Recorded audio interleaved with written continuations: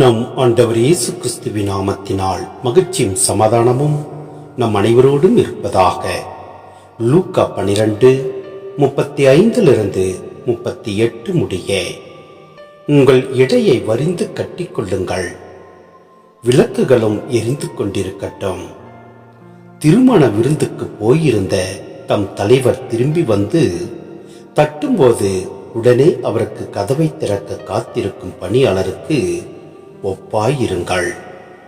தலைவர் வந்து பார்க்கும்போது விழித்திருக்கும் பணியாளர்கள் பேறு பெற்றவர்கள். அவர் தம் இடையை வரிந்து கட்டிக்கொண்டு அவர்களை பந்தியில் அமர செய்து அவர்களிடம் வந்து பணிவிடை செய்வார் என உறுதியாக உங்களுக்கு சொல்கிறேன்.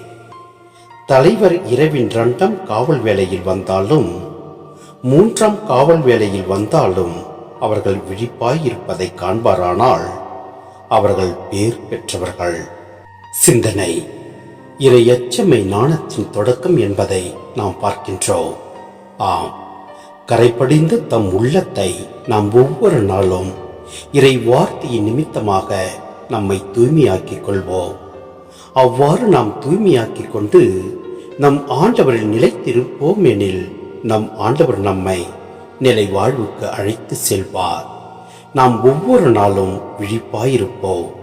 எல்லாம் அல்ல இறைவன் நம்மை நிறைவாய் ஆசீர்வதிப்பார். ஆமென்.